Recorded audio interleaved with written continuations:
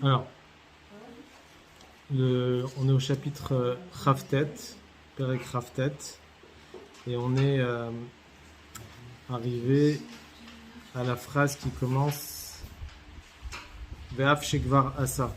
Attendez, quelle page? Alors, page 72. 72, c'est ça. Parfait. La 13e ligne de la page.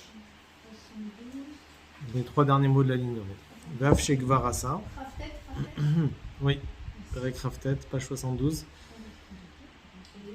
Et à la 13e ligne de la page, on est au mot Ve'af shekvar asa. Ah oui, je Ouais.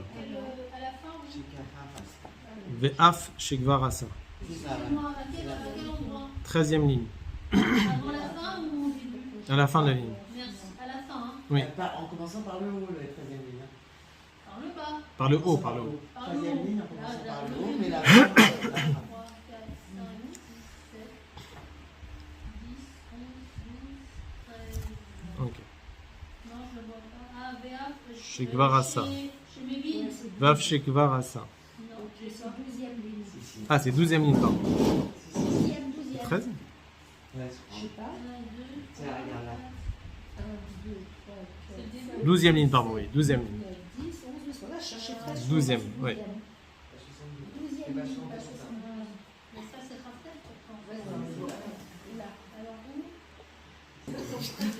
Comme moi, je sais. Alors, on est toujours sur les éléments de réflexion pour une personne qui a des problèmes de Tzimtzum Halev, qui a le cœur bouché. Alors, on avait commencé à donner des éléments de réflexion en réalité pour rabaisser son effet Shabbat, son âme animale. Et quand on se rabaisse soi-même, en fait, on rabaisse son âme animale et on le brise. Et à ce moment-là, on révèle, on ouvre le cœur pour le service de Dieu. Donc, il a parlé de différentes choses. À la fin, là, on parlait de quelqu'un qui avait commis une faute très grave, qui était faute de jeunesse. Et on a dit, au moment où il va se rappeler de ça, même s'il a fait déjà tchouva, malgré tout, ça a un impact spirituel et éternel. Et donc, on pourrait considérer que c'est comme si qu'il avait fauté aujourd'hui. C'est pour ça que, quand il pense à ça, ça brise son âme animale. Mais malgré tout, il y a une question qui peut se poser ici. Là, il s'agit d'un Benoni. Le Benoni, sa situation présente, on a dit dans le 12e chapitre de Tanya, Lo avar avera miyama velo yavar leolam. Il est dans une situation où c'est comme si qu'il n'avait jamais fauté et comme si qu'il va jamais fauter. Et donc, même si une fois il a trébuché, malgré tout, il a appelé Benoni, puisqu'il est arrivé dans une situation où il n'est plus lié à la Vera. Il n'a plus de lien avec la Vera. Donc c'est sûr qu'il a déjà fait une Teshuvah complète. Parce que dans ces cas-là, s'il n'a pas fait une Teshuvah complète, alors on ne peut pas l'appeler Benoni. Alors c'est ce qu'il pose ici le Admor Azaken dans les mots. Daf shekvar asa Teshuvah nechona, même s'il a fait une Teshuvah convenable, il a utilisé tous ses moyens. Non seulement qu'il a abandonné la faute, et il a regretté sur ce qu'il a fait, et il a fait tout pour réparer, comme c'est expliqué dans les Geret Teshuvah. Donc la réparation, elle était parfaite. Il ne reste plus aucune tâche de la faute, ni dans son âme, ni spirituellement. Et donc dans ces cas-là, comment il peut lui-même, qu'est-ce qu'il a pour briser, on va dire, dans son âme animale? Qu'est-ce qu'il a pour briser, pour se sentir mal?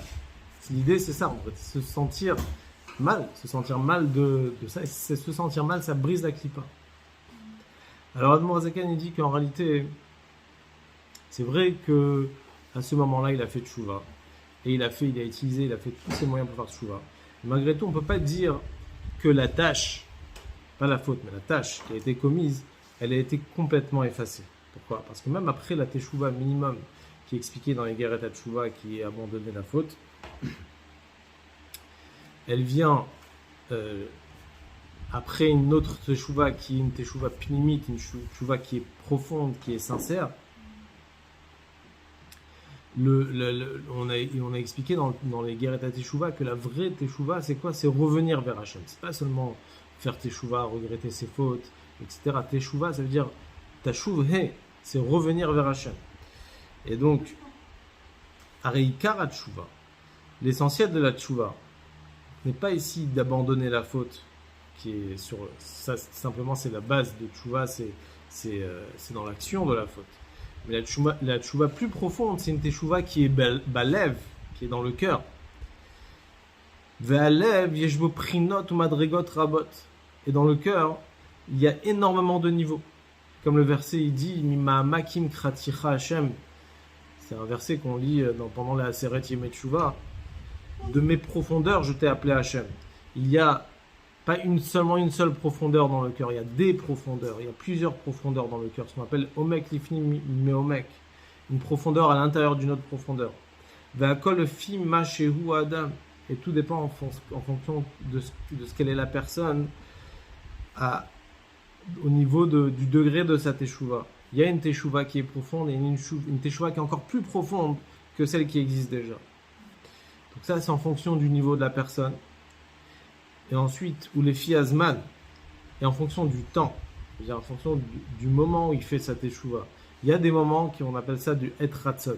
C'est des moments où il y a la volonté d'Hachem qui est révélée, des moments particuliers, comme la Aseret Yemei Teshuvah, les 10 jours de pénitence, le jour de Kippour, etc., où on demande une teshuva profonde, plus qu'une teshuva habituelle. Donc ça, c'est le zman, c'est en fonction du temps, le moment où il fait sa teshuva. Et il y a aussi, ve'amakom, il y a l'endroit, il fait sa teshuva.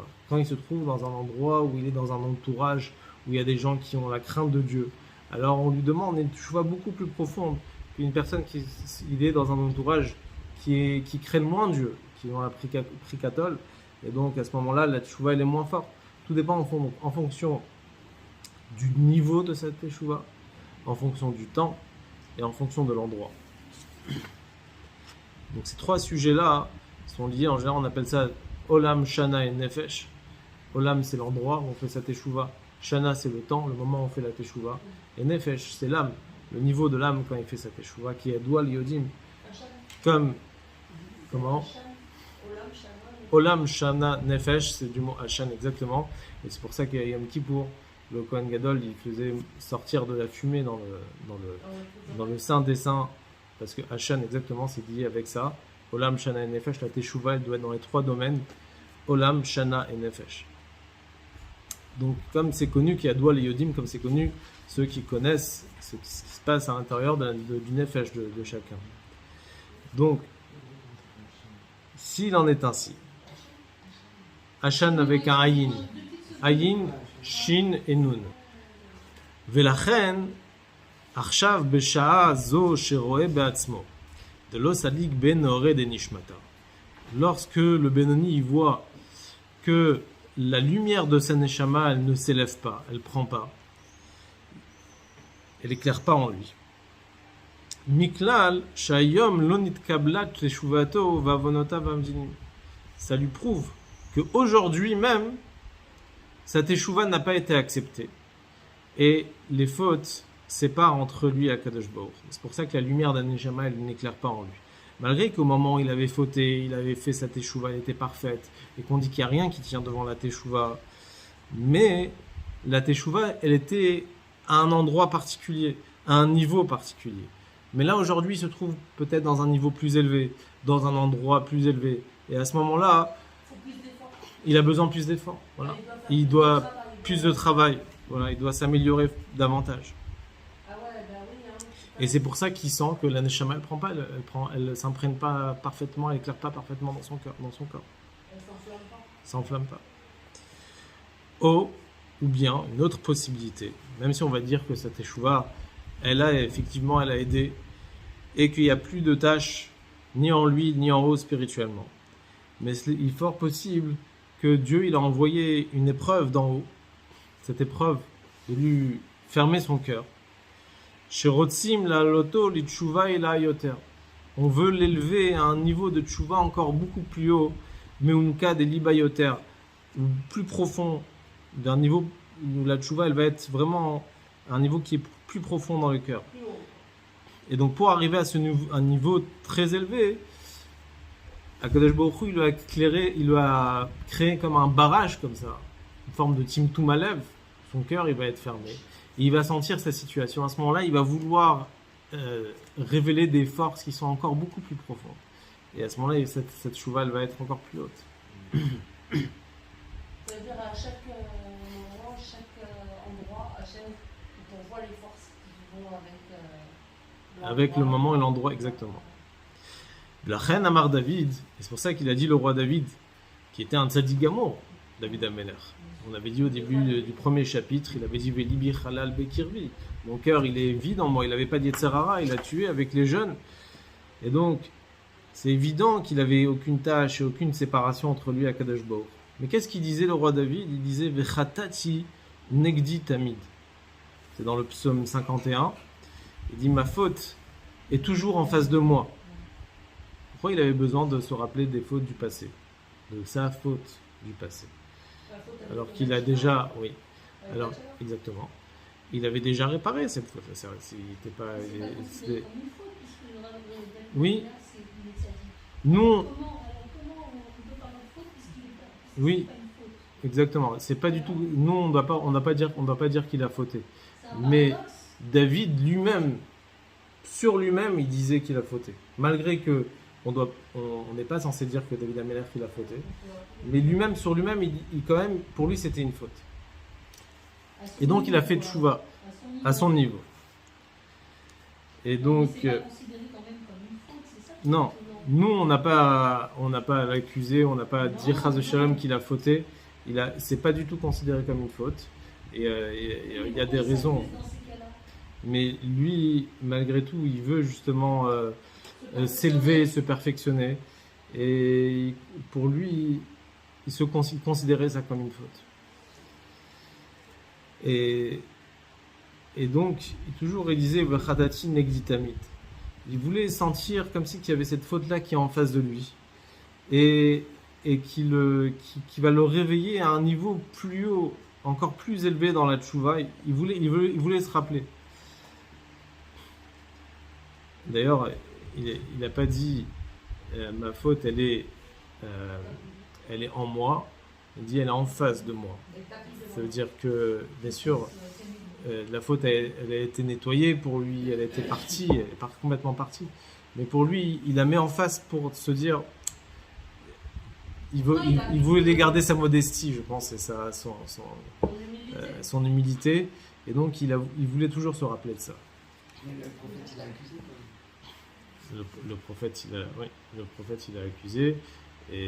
Mais après, oui.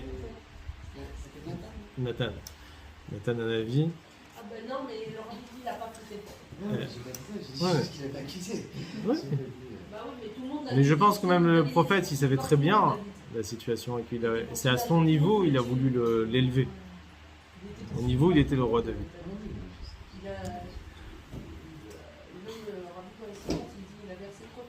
Même s'il sait qu'il n'a pas fauté, qu'il y a des gens, ce que je veux dire, c'est que des gens peuvent penser qu'il a fauté, alors pour ça, il doit faire tchouva parce qu'il va entraîner la parole sur lui. Ça pourrait être aussi une explication, ouais. Alors, en tout cas, quand Akadosh Baruch Hu, quand il y a une personne et quand il veut booster quelqu'un, il va peut le faire de deux façons. Ou il va l'aider, il va lui donner des forces, davantage de force pour essayer de s'élever, pour essayer de progresser. Comme c'est rapporté des longues histoires dans le traité Avodah Zarah concernant Rabbi Eliezer ben Bourdaya. Il avait fait, malheureusement, à la fin de sa vie, il avait fauté, mais au début, il se mettait à l'épreuve. Et il voulait montrer que même quand il se mettait à l'épreuve, il avait toutes les forces pour ne pas fauter. Et là-bas, de la Gemara, on voit en tout cas que Akadosh Baruch Hu, des fois, il donne des forces à une personne, que même si, normalement, on n'a pas le droit de se mettre à l'épreuve, mais que même s'il se met à l'épreuve, il a toutes les forces. Et il y a un autre niveau, un autre degré, c'est que Akadosh Baruch Hu, il met des obstacles à une personne. Et ces obstacles-là, va permettre à la personne de pouvoir s'élever. C'est connu la phrase, le mot Nisayon. Nisayon qui veut dire épreuve, mais ça veut dire aussi du monas, ça veut dire élévation. Donc c'est-à-dire des fois les épreuves sont là, voilà, pour, comment vous avez dit? Étendard, sur les bateaux. Alors l'idée c'est quoi? En réalité, le nes il est fait justement pour monter, pour s'élever. Alors, ouais.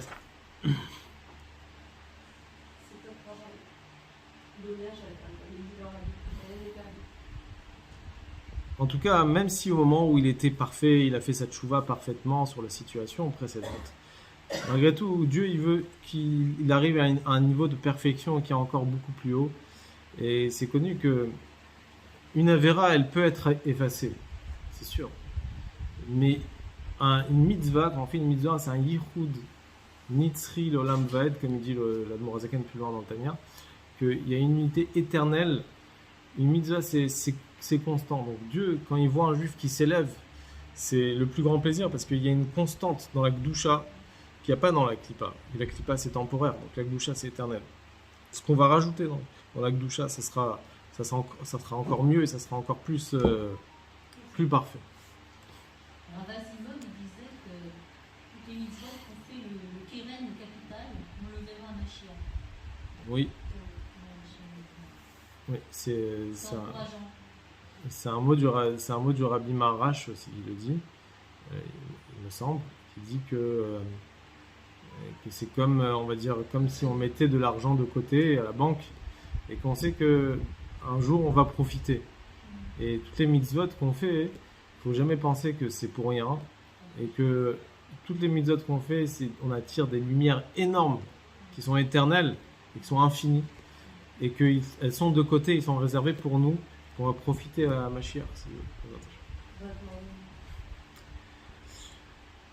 Le Gamishiunaki Mechatat Nouri Machamou.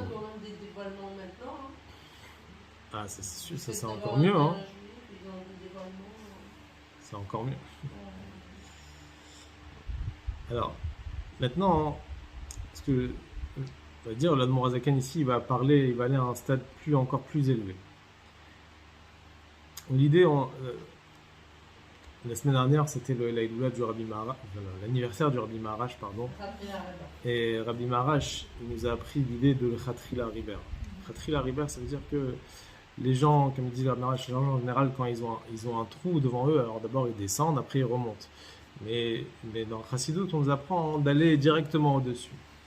Et en réalité, c'est toute l'idée du Tanya et de la Chassidut, c'est ça. Globalement, en général, notre relation avec Akadosh Baruch Hu, c'est je suis bien, Dieu va me donner les mérites, je suis pas bien, je dois faire tchouva pour me réparer mon lien avec Akadosh Baruch Hu. La Chassidut, elle essaye de nous mettre dans un stade qui est beaucoup plus élevé. Parce que le Chatrila River, c'est ça. C'est-à-dire qu'elle essaie de nous mettre dans une situation où on est au niveau du Benoni. Et qu'à ce stade-là, on doit se travailler. C'est-à-dire, là, on ne doit pas penser. D'ailleurs, si vous remarquez, le Tanya, normalement, il aurait dû commencer peut-être par Igeret Tchouva. Un juif, la première chose qu'il doit faire, c'est faire Teshuvah. C'est un rachat. Il doit faire Teshuvah. Et après progresser, arriver au niveau du Benoni. Et donc après, parler du Likuté Amarim et du Benoni. Mais on voit la Igeret Teshuvah, elle est en troisième partie. Après, on a expliqué ce que c'est le Benoni et tous ces niveaux-là. Ça veut dire que la Chassidut, elle veut nous élever à une dimension, elle veut nous mettre dans une dimension. Donc un juif, il est au-delà de Tchouva. On doit essayer d'être un tzaddik. L'idée, c'est d'essayer d'être... La Chassidut, elle essaye de nous mettre au niveau du Benoni pour arriver au niveau du tzaddik. Et quand on est à ce stade-là, de l'Echatrila Riber, alors à ce moment-là, pour nous, tout le reste, ça devient évident. Ça. La Teshuvah, c'est quelque chose qui va devenir évident. La Marshava, Dibour et Maasé, tout ça. On ne calcule plus en réalité les choses qui sont bas et on travaille sur un niveau qui est beaucoup plus haut. Comme on dit aussi, il y a deux façons comment servir Dieu. C'est d'abord, on dit d'abord Sourmera, éloigne-toi du mal et après fais du bien. Ou ou sinon, et une autre dimension qu'on parle dans Chassidut, c'est que directement on va au stade de Va'asetov, dans le côté positif, le Va'asetov, et le mal après, il partira, il va s'écarter automatiquement. Et ça c'est l'idéal. Je ne comprends pas parce que s'il ne descend pas dans le mal, comment il peut. Je suppose que tu vois, s'il saute l'épreuve, il est là, il doit descendre dans le mal et après remonter l'épreuve. Il descend dans l'épreuve. Ça veut dire qu'en réalité, on évite le mal par le bien. Et automatiquement après, le mal, il... J'ai compris ça, mais Ouais. pourquoi on fait, tu vois? Alors, Parce que vous avez dit l'objectif du mal, c'est que justement après on va être contrit et cette contrition elle va nous permettre de faire une très grande teshuvah et c'est pour ça qu'Hachem même va nous bouger notre cœur pour qu'on tourne, pour avoir cette force ensuite de faire une teshuvah très très forte. Et si on passe au-delà, alors on n'a pas.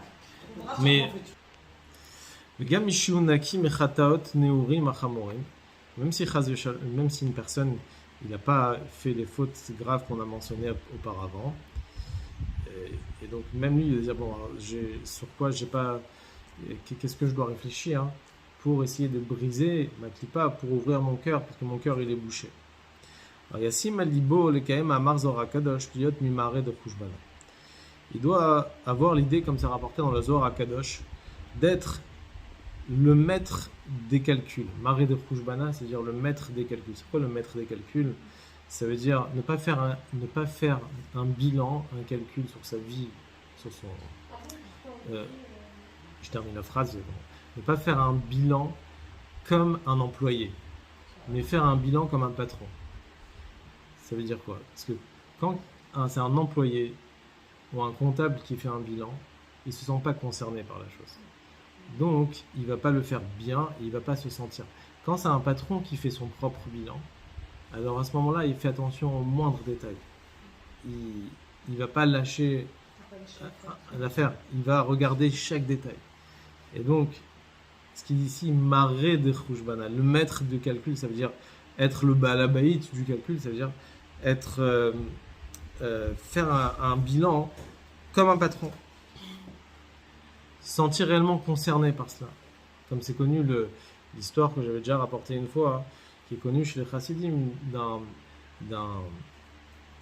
aubergiste qui avait reçu une lettre d'un village et qui ne savait pas comment la lire, alors il a fait lire à son professeur qui était Melamed, qui était dans sa maison, qui puisse lire la lettre pour lui. Et dans cette lettre, il y avait une mauvaise nouvelle sur la disparition du père de cet aubergiste, qui est Niftar. Et le professeur, il lit, mais l'autre, quand il entend, il s'évanouit. Alors, il se pose la question, mais pourquoi? Et la réponse est connue, c'est parce qu'en réalité, quand on se sent concerné, alors à ce moment on est touché. Quand on n'est pas concerné, alors on est moins touché. Et donc là, l'idée, c'est de faire un calcul d'une façon où c'est notre calcul, c'est notre bilan à nous. Il y avait une histoire aussi avec le Rabbi Rachab, Nishmat Oden, qu'il allait dans différentes réunions, à un moment où le gouvernement il imposait aux rabbanim de faire des études de Chol pour la communauté. Mais dans les études, il y avait malheureusement des profanes, mais il y avait des choses vraiment... Voilà. Et le Rabbi Rachab, quand il s'est mis à parler, il s'est évanoui, tellement qu'il a été touché. Et à ce moment-là, après, on l'a mis dans une chambre. Quand il s'est réveillé, on a dit, mais Rabbi, on a fait tout notre possible. On a fait notre maximum pour ne pas que ça se passe. Alors qu'est-ce que vous voulez qu'on fasse? Jusqu'à s'évanouir. Et le Rabbi, il a dit, il était en train de pleurer. Et il a dit que c'est vrai qu'on a fait tout notre possible. Mais concrètement, la chose, ça n'a pas changé. C'est-à-dire que lui, il était vraiment, il prenait la chose à cœur, il était concerné par la chose. Et ça, c'est ça que ça veut dire, donc, être un patron dans un bilan. Et dans un bilan, on ne doit pas dire « Ah, moi j'ai fait tout mon possible, je peux rien faire ». Concrètement, il n'y a pas eu de changement. S'il n'y a pas eu de changement, on doit se sentir concerné. Daïn. Donc c'est quoi le maré de Khoushbena? Daïnou la sot cheshbon im nafsho. Mikol amachshavot vadiburim vamaasim. Shechalfu ve'avru miyom eyoto adayom hazeh. Ça veut dire faire un bilan sur son âme de toutes les pensées, de toutes les paroles et de toutes les actions qui sont passées chez lui depuis le jour de sa naissance jusqu'à ce jour-ci. Alors là, il ne s'agit pas d'un bilan journalier. Toute personne doit faire ce bilan le soir avant de dormir, Kriyat Shema Alamita, sur ce qu'il a fait dans sa journée, ou bien à la fin de la semaine, ou à la fin du mois. Mais là, on parle d'un Benoni qui a tout Malev et qui, lui, il n'a fait aucune faute. Donc, il doit essayer de trouver quelque chose pour... C'est comme chercher une aiguille dans une botte de foin. Exactement. Et donc, il doit se faire un bilan, voir si toutes les pensées depuis sa naissance, elles étaient Imayu Kulam, si toutes ses pensées, ses paroles, ses actions, soient Marshava et Dibour et Maaseh. Même si des fois on peut dire, bon, c'est une pensée, c'est elle est partie. Mais en réalité, non. Une pensée, elle ne part jamais, elle est éternelle, elle fait partie, on dit que la pensée, c'est le vêtement qui est lié à l'âme. Et donc, des fois, c'est même plus difficile d'enlever une pensée interdite qu'une action interdite. L'action interdite, c'est plus facile. Une pensée, c'est beaucoup plus difficile. Et donc, il doit réfléchir si la pensée, elle était mitzad akdusha ou mitzad atuma rachmana litzlan. Si sa pensée, elle venait de l'akdusha ou elle venait de l'impureté rachmana litzlan. Daïnou. Qu'est-ce que ça veut dire de l'impureté? On ne parle pas ici des avérotes, mais même kol amarchavot va diburim va maasim asher lo la shamama. Toutes les pensées, les paroles et les actions qui ne sont pas pour Dieu, qui n'étaient pas les shem shamaim. Il a toutes ces pensées qu'il a eues profanes. Il pensait pas, il a pensé aller en vacances, il a pensé se faire un bon repas, sans penser que ça va lui donner des forces pour servir Hachem. Vilirtsono, que ça soit pour accomplir la volonté de Dieu dans l'accomplissement de la Torah et Mitzvot. Vela avodato, et pour servir Dieu dans le service de la tfila. L'amour qui s'appelle avoda, c'est lié à la tfila. Il y a certains qui disent que ces trois termes, la Shem Ema, l'Irtsono et la Avodato, la Shem, ça veut dire pour l'étude de la Torah, l'Irtsono, c'est la volonté d'Hachem, c'est l'accomplissement des mitzvot, et la Avodato, c'est son travail profane pour voir si vraiment il a utilisé cela pour servir à Kadosh Baruch Hu. Et donc, on ne parle pas ici d'Averot. Chez eux, Pirouche, la Shan Sitra Achara Keniskar Leel, Perigol. C'est ça que ça veut dire ici, Sitra Chara. L'autre côté. L'impureté, elle est appelée Sitra Chara, pas forcément sur des choses qui sont mal, mais sur un côté qui n'est pas de la Gdusha. Tout ce qui n'est pas de la Gdusha, tout ce qui n'est pas les Shem Shamaim, alors c'est de la Touma et c'est de la Klippa. Et c'est comme on a expliqué avant, que c'est une existence qui est en dehors de Dieu. Et donc c'est Touma. Mudadzot veyadou adava. Et donc, la chose est connue. Kol et she'adam mechashev machshavot gdushot naase merkava be'et zo lechalot ha'gdusha shemen mushpaot machshavot halalu. À chaque moment où une personne il pense des pensées saintes, alors à ce moment-là, il devient un char au domaine de la gdusha, dans lequel dans lequel ses pensées sont influencées. On a expliqué avant que Merkava, le char, c'est quoi un char? C'est l'idée de la soumission, du bitou. Parce qu'un char, il va là où le cocher il emmène. Et donc là, l'idée quand on dit que quelqu'un il a des pensées de Gdusha et il devient un char à la Gdusha, ça veut dire qu'il devient lié, attaché à la Gdusha. Et quand quelqu'un il pense des pensées d'amour de Dieu, alors il devient un char au Echal à Chesed, au domaine du Chesed de Dieu. Et quand il pense des choses de crainte de Dieu, alors il est lié, il devient un char à la Gvura de Dieu. Donc à chaque fois, ce qu'on appelle les Echalot, spirituellement, il y en a 7, et donc dans la Gdusha. Et donc à chaque fois qu'il y a une Mida de Gdusha qui se réveille, elle se lie avec le Echal de Dieu, et donc il devient un char à ce Echal de Dieu. Chen lefer. Et pareil l'inverse. Quand on pense des choses qui ne sont pas entièrement kadosh, Naase merkavat mea bedzo lecholat atuma. On devient un. Comment on peut bloquer ces pensées? Alors, Et c'est vrai que des fois, ça survient comme ça dans ta tête. En même temps, quelqu'un qui n'est pas marié, qu'est-ce qu'il a comme péché à part d'être pas marié? C'est une femme qui n'est pas mariée. Naase merkavat mea bedzo lecholat atuma. Shemen mushpat kol marchavot raot. Et donc pareil dans l'autre côté. Donc quand quelqu'un il a des pensées qui sont pas kedusha, alors à ce moment c'est pas les shem shamaim. Alors à ce moment-là, il est lié à la merkava impure. Vechen bedibur u'maaseh, pareil dans la parole et dans l'action. Donc ça c'est l'idée d'être maré de chouchbana, c'est-à-dire être le balabaït de son bilan et faire bien réfléchir. Quand quelqu'un il sait qu'il n'a pas de faute, alors il doit réfléchir à ses pensées, à ses actions. Et que c'est sûr qu'il va trouver que dans sa vie, il a eu une pensée ou il a une action qui n'était pas les Shem Shamaim. Et à ce moment-là, il va devoir réparer ça, il va devoir s'élever par rapport à ça. Il y a aussi le Benoni qui a un niveau qui est encore plus haut que cela. Le Benoni que tout ce qu'il a fait dans sa vie, c'est les Shem Shamaim. C'est pour Hachem. Alors comment lui, qui sent que son cœur il est bouché, comment lui il peut aussi trouver une raison pour briser son cœur, pour briser cette clipa-là qui lui bouche son cœur. Alors il dit... L'habitude, hein, ça bouche le cœur, hein, l'habitude. Là il va parler de l'inconscience. Alors, des fois il y a des choses qui arrivent inconsciemment, comme les rêves. Il dit Odiassim Alibo. Donc là, il doit faire attention, il doit réfléchir. Rof Chalomotav, ou à sa majeure partie de ses rêves, Shem Evel Verot Ruach.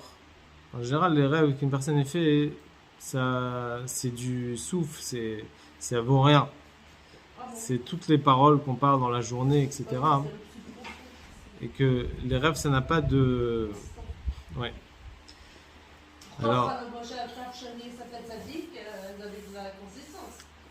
oui, mais en réalité, on va voir pourquoi une personne elle rêve, enfin, le sujet de son rêve, pourquoi il est lié avec la personne.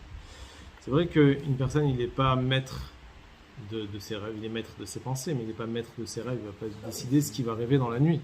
On va pas l'accuser d'avoir rêvé ça et ça, mais le fait, dans l'inconscient, le fait que le rêve il arrive et qu'il rêve de ça, c'est que malgré tout, il a un lien avec ça. Bah oui, moi j'ai rêvé du rabbi. Voilà, il a un lien avec le rabbi alors. Paro, il rêvait des vaches. Yaakov, il rêvait des anges. Yaakov Avinu. Chacun, il a ses rêves. Voilà, ses rêves.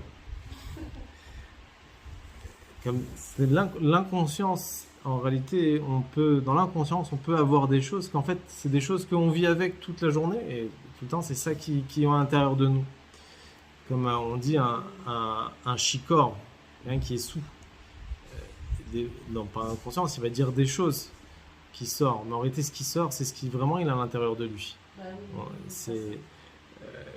il y a une phrase en yiddish, l'expression en yiddish qui dit que ce qui est chez une personne sur le poumon, chez un chicor, c'est un sou, c'est sur la langue.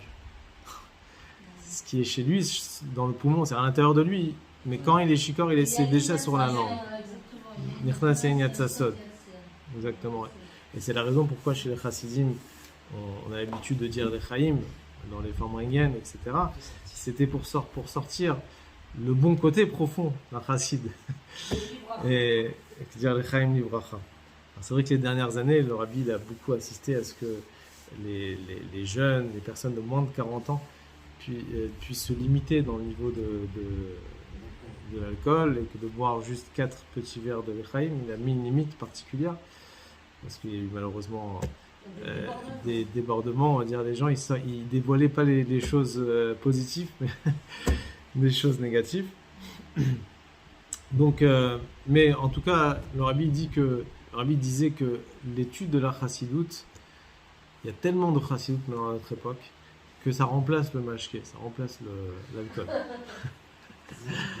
Avec la Les- revue en plus. Et nous, on peut boire, on n'est pas dispensé. Voilà. Si ça peut ramener la juive à la Torah, pourquoi pas les chaïs? Ça s'appelle des spiritueux, non? Spiritueux. c'est vrai. Belle remarque. Et la première personne qui a sorti le sod, puisque cette semaine c'est la Gomer, alors on va terminer avec Rabbi Shimon Bar Yochai. Rabbi Shimon Bar Yochai, qui a- ouais, on va- Rabbi Shimon Bar Yochai, qui était son père? Son père c'était Yochai. Yochai, il était marié avec une femme qui s'appelait Sarah. Et malheureusement, Sarah, elle ne pouvait pas avoir d'enfant. Elle était stérile. Et comme Sarah Imenu aussi au départ.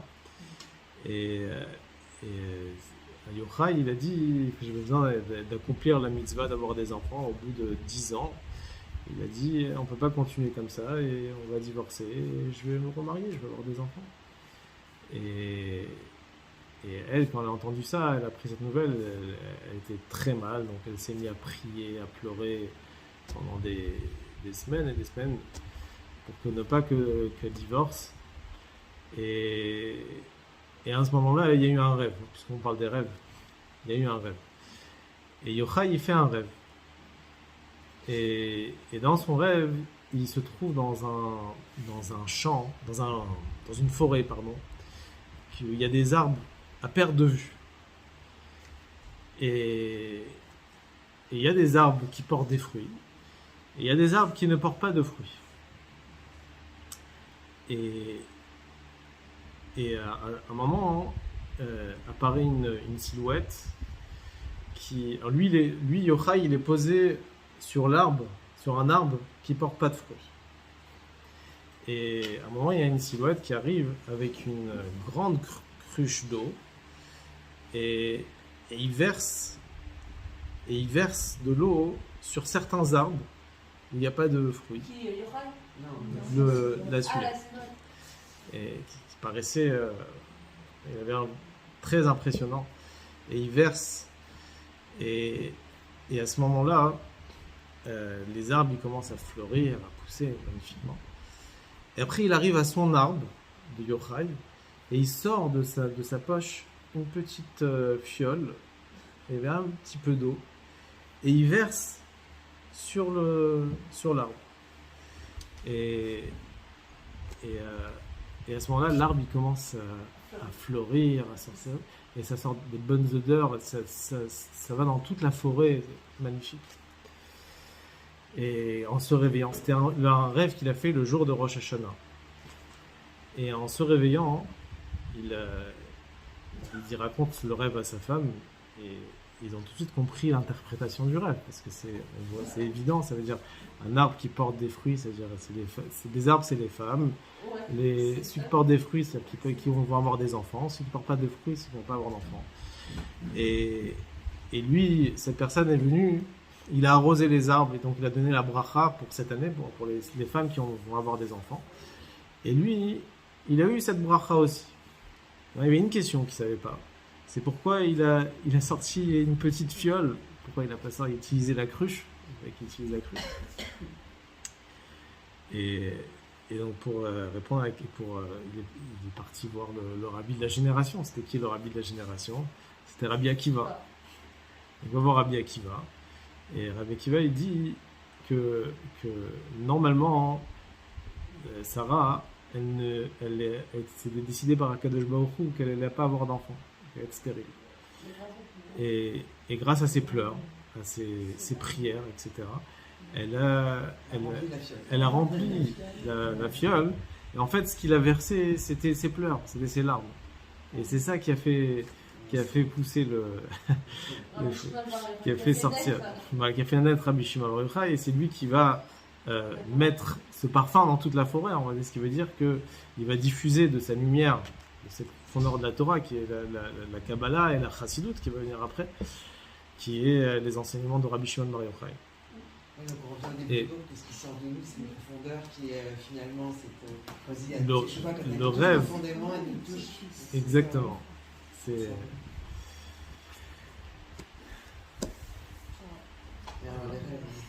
Donc on voit l'importance des rêves. Bon, et si Dieu, on va terminer la semaine prochaine, c'est terminer le chapitre, où il va parler donc au moment où le Benoni va devoir aller directement parler cash avec son Yetzer Hara pour essayer d'en terminer et révéler donc son effet Shalokit, cette lumière intérieure en lui. On dit au début de